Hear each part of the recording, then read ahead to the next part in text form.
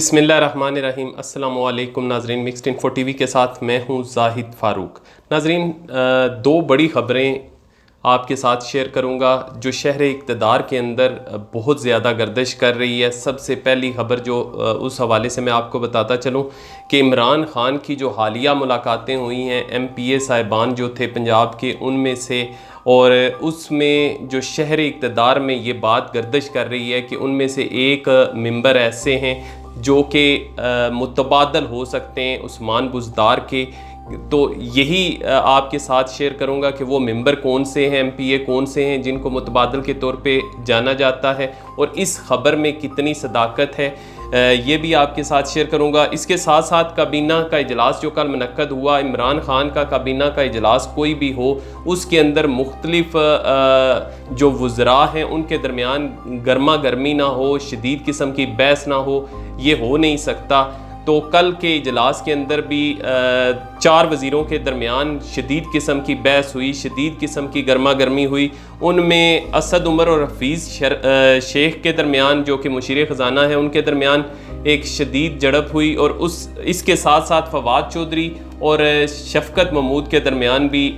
एक झड़प हुई। ये मामलात कौन से थे, किस तरीके से ये सारे वाक़यात पेश आए, इस हवाले से आपको आज की इस वीडियो में आगाह करूँगा। व्यूवर्स, मज़ीद आगे बढ़ने से पहले जिन दोस्तों ने अभी तक हमारा channel mixed info TV subscribe नहीं किया, सब्सक्राइब कर लें, बेल का आइकन ज़रूर दबाएं ताकि आने वाली किसी भी इंफॉर्मेशन को आप मिस ना कर सकें। अब बढ़ते हैं जी इनकी तफसील की तरफ। गुज़िश्ता दिनों के दौरान वज़ीर आज़म इमरान ख़ान ने पंजाब असम्बली से तल्लक़ रखने वाले बहुत से MPA साहिबान से मुलाकातें की। उनमें से एक मुलाकात ऐसी है जिसका बहुत ज़्यादा चर्चा हो रहा है इस्लामाबाद के अंदर, और उसे मुतबादल के तौर पर पेश किया जा रहा है उस्मान बुज़दार के। वो जो शख्सियत हैं वो हैं जी जनूबी पंजाब से तल्लक़ रखने वाले मोहसन लगारी, जिनके साथ वज़ीर आज़म इमरान ख़ान की मुलाकात, ओपनली मुलाकात हुई, और उनको पेश किया जाता है कि ये शायद अब वज़ीर आज़म इमरान ख़ान की तरफ से फ़ैसला कर लिया गया है, क्योंकि इस्टेब्लिशमेंट की तरफ से भी बारहा वज़ीर आज़म को कहा गया कि कोई ऐसा तगड़ा बंदा लेके आएँ जो डिलीवर कर सके, क्योंकि पंजाब के अंदर अगर हालात ठीक नहीं होंगे तो वफाक में भी हालात बेहतर नहीं हो सकते। पंजाब के अंदर अगर कोई दूसरी तरफ से तब्दीली आ गई या अपोजिशन की तरफ से कोई नया बंदा सामने आ गया तो वफाक भी महफूज नहीं रह सकेगा। शायद बाज़ लोग ये समझते हैं कि वज़ीर आज़म ने इन मामलात को समझ लिया है, जान चुके हैं कि अब नागज़ीर हो चुका है, उस्मान बुज़दार को तब्दील करना होगा, उस्मान बुज़दार की कुर्बानी देना होगी ताकि पंजाब को अपने कंट्रोल में रखा जाए। और इस हवाले से जो मोहसन लगारी के साथ उनकी मुलाकात हुई वो बहुत अहम जानी जा रही है। लेकिन हमारे जो ज़राए हैं उस हवाले से ये इस ख़बर की तस्दीक इस तरह से करते हैं कि चूँकि मोहसन लगारी जो थे उन्होंने फवाद चौधरी के साथ बात की, उनको इस बात पर आमादा किया कि आप वज़ीर आज़म इमरान ख़ान से मुलाकात करवाएं, जो जनूबी पंजाब के लिए मुल्तान के अंदर सारा सेक्रेटरीट बनाया जा रहा है, उस हवाले से वो बात करना चाहते हैं, जिसके लिए माहौल साजगार किया फवाद चौधरी ने और उनकी मुलाकात करवाई। उन्होंने कहा कि इसके मकासद, इसके अलावा इंतज़ामी हवाले के अलावा कोई मकासद नहीं थे, मोहसन लगारी की तरफ से कहा गया। और ये जो मुलाकात थी ये खालिस्तन वज़ीर आज़म से जो जनूबी पंजाब के लिए काम हो रहा है उस हवाले से हम अपने तहफ़्फ़ुज़ात का भी इजहार करना चाहते थे, और हम वज़ीर आज़म का भी जो विज़न है उससे आगाही हासिल करना चाहते थे। ये मुलाकात इस बुनियाद पर हुई है। वैसे भी व्यूवर्स, जो भी इस तरह की मुलाकातें होती हैं वज़ीर आला की सिलेक्शन के लिए, या ऐसे लोगों के नाम हमेशा सिगा राज में रखे जाते हैं, अगर इंटरव्यूज़ भी किए जाते हैं तो ये उस वक्त सारी चीज़ें सामने आती हैं खुल के जब अनाउंसमेंट होती है। उस्मान बुज़दार के हवाले से अगर देख लें तो वज़ीर आज़म की तरफ से जब ये नाम दिया गया उस वक्त तक ना तो मीडिया को कानो कान खबर होने दी गई, ना ही दूसरी पार्टी के जितने भी लोग हैं, सीनियर लोग हैं, उनको पता चल सका। वज़ीर आज़म ने खुद ही मुंतखब किया, किस तरीके से मुख्तलिफ लोगों के इंटरव्यूज़ किए और मुख्तलिफ नाम सामने आते रहे। लेकिन जब वज़ीर आज़म की तरफ से उस्मान बुज़दार का नाम सामने आया तो सब लोग दंग रह गए, और किसी के वहम व गुमान में भी नहीं था कि उस्मान बुज़दार वज़ीर आला पंजाब बन जाएंगे। तो इस हवाले से अगर देखें कि जो इस मुलाकात को मौजू बनाया जा रहा है, मौजू बहस बनाया जा रहा है कि शायद ये वज़ीर आला के लिए इमरान खान की तरफ से इनको मुंतखब किया गया है, ये कहना कबल अज़ वक्त होगा। ये इस बात के इम्कानात ज़रूर हैं कि वज़ीर आला उस्मान बुज़दार को तब्दील करने के हवाले से इमरान खान संजीदगी से सोच रहे हैं, और हो सकता है कि खुफिया तौर पर उनकी मुलाकातें या लोगों की सिलेक्शन का अमल भी शुरू हो चुका हो। लेकिन शहर इक़्तिदार में चूँकि ये बहुत ज़्यादा ख़बर फैली हुई है कि मोहसन लगारी को मुतबादल के तौर पर लिया जा रहा है वज़ीर आला पंजाब बनाने के लिए उस्मान बुज़दार के मुतबादल के तौर पर, तो सोचा कि इस हवाले से जो भी हक़ाइक़ हैं वो आपके साथ शेयर करता चलूँ। व्यूवर्स, अब बढ़ते हैं काबीना का जो इजलास हुआ उसकी अंदरूनी कहानी, क्या क्या मामलात हुए। बहुत सी जहाँ पे बातें हुई वहाँ पे शदीद किस्म की झड़पें भी हुई, उस हवाले से मैं आपको आगाह कर देता हूँ। फवाद चौधरी और शफकत महमूद के दरमियान क्लैशेस खुलकर सामने आए।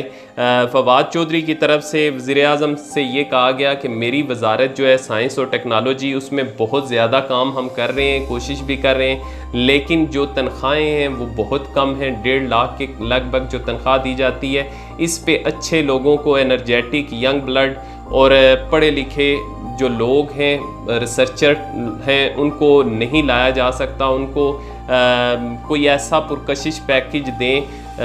उसके तहत हम उनको MP1 का इख्तियार दिया जाए, MP1 के तहत हम नए फ्रेश लोगों को लेके आएँ, जिस पर वज़ीर आज़म ने काफ़ी हद तक उनको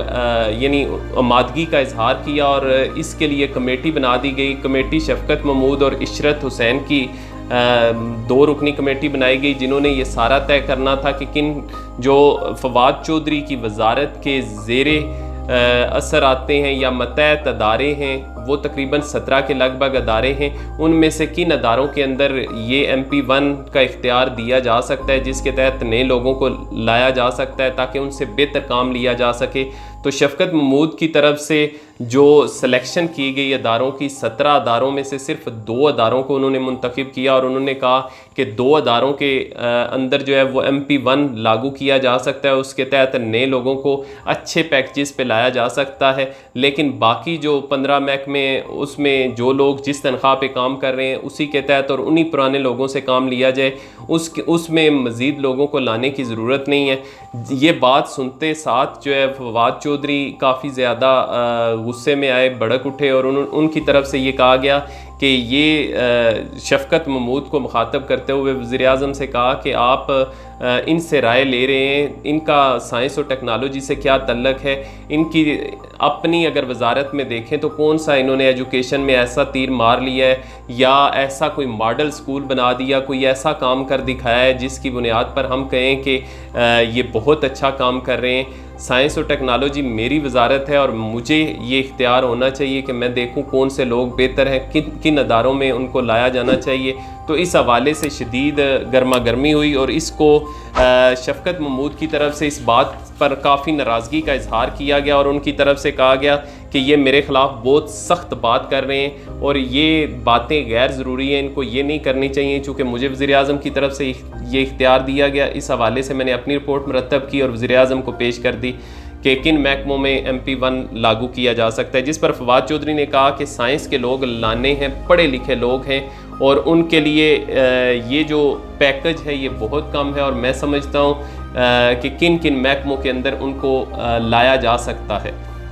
एक तो ये मामला था सारा। दूसरा बड़ा मामला हफीज़ शेख और असद उमर के दरमियान हुआ, जिसका मौजू के इलेक्ट्रिक था, जो कि कराची के अंदर आजकल बहुत बुरे हालात हैं। सिंध के अंदर, कराची के अंदर असद उमर का तल्लक भी कराची से है, वहाँ पे बैठ के वो प्रेस कॉन्फ्रेंसेस भी करके आए हैं। उनकी तरफ से कराची के लोगों को ये भी यकीन दिलाया गया है कि बिजली के मामलात उनके हल हो जाएंगे, लोड शेडिंग जो बहुत ज़्यादा हो रही है इसको ख़त्म किया जाएगा। तो इसी को लेकर जो मुख्तलिफ इशूज़ चल रहे हैं उस पर बात हुई, तो ये कहा गया कि वहाँ पे बिजली की कीमत के इलेक्ट्रिक की तरफ से बढ़ाई गई है और इसके साथ साथ 77 बिलियन रुपीज़ के 77 बिलियन रुपीज़ के नए टैक्सेस लगाने होंगे बिजली के हवाले से, ताकि उनके जो मसाइल हैं वो हल हो सकें, लोड शेडिंग के सताए लोगों को कुछ रिलीफ मिल सके। लेकिन एक्स्ट्रा बोझ भी उन पे डल रहा था। ये सारी बात जब हुई तो असद उमर और उमर यूब दोनों ने इकट्ठे यकजा होकर ये कहा कि अगर टैक्स नहीं लगाएंगे, जब इंटरवीन किया हफीज़ शेख की तरफ से तो उन्होंने कहा अगर टैक्स नहीं लगाते तो बिजली की सूरत हाल अलबत्ता हमें बेहतर चाहिए वहाँ पे, तो उसके लिए 77 बिलियन रुपीज़ की आपको सब्सिडी देनी होगी, यानी गवर्नमेंट की तरफ से। ज़ाहिर है वो मुशीर ख़जाना है, उन्हीं की तरफ से रिलीज़ करने थे, तो वो हमें वो पैसे कराची के लिए दे दें ताकि ये टैक्स वगैरह ये सारी चीज़ें ना लगें। जिस पर हफीज़ शेख चूँकि तंज़िया अंदाज़ हमेशा अपनाते हैं और सख्त बात भी करते हैं नर्म लहजे के अंदर, उनकी तरफ से कहा गया कि कुछ लोग ऐसे भी हैं जो कि एक जगह पे और बात करते हैं और दूसरी जगह पे और बात करते हैं। उन्होंने असद उमर को निशाना बनाते हुए कहा कि ये EC की जो मीटिंग है उसके अंदर इनका मौक़िफ़ यकसर मुख्तलिफ होता है, जब कैबिनेट की मीटिंग के अंदर आते हैं तो इनका मौक़िफ़ ही बदल जाता है। कम अज़ कम एक मौक़िफ़ रखें, एक बात पे डटे रहा करें। इस हवाले से उन्होंने बात की, फिर आगे से काफ़ी ज़्यादा ले दे हुई और मामला चलता रहा और उसके बाद दूसरे इश्यूज़, मुख्तलिफ़ किस्म के इश्यूज़ शुरू हो गए। लेकिन जो कैबिनेट की मीटिंग थी गुज़िश्ता दिन की, उसके अंदर ये ज़रूर देखने में आया कि गुज़िश्ता कैबिनेट की मीटिंग्स जो होती रही हैं इससे पहले, उसमें काफ़ी हद तक जो मुआवनीन थे या मुशीर थे वज़ीर आज़म के, वो उनका किरदार काफ़ी ज़्यादा नज़र आता था। लेकिन अब की बार PTI के जो अपने वज़रा हैं उनका जो किरदार था वो ज़्यादा नज़र आ रहा था और यही लगता था कि मुआवनीन और दूसरे जो मुशीर हैं वज़ीर आज़म के, वो अब पहले जैसी पोजीशन पे नहीं रहे, उनको पीछे कर दिया गया है। और वज़रा जो हैं PTI के अपने जो लोग हैं, जो इलेक्ट होके आए हैं, इलेक्टेड लोग हैं, उनको अहम रोल दिया गया है। व्यूवर्स, ये थी कैबिनेट की मीटिंग की कहानी। अब तक के लिए इतना ही, मुझे इजाज़त दीजिए। जिन दोस्तों ने अभी तक हमारा channel mixed info TV subscribe नहीं किया, सब्सक्राइब कर लें, बेल का आइकन ज़रूर दबाएं, अपनी राय का इजहार ज़रूर कीजिएगा। अगर वीडियो पसंद आए तो लाइक कीजिएगा। अल्लाह हाफिज़।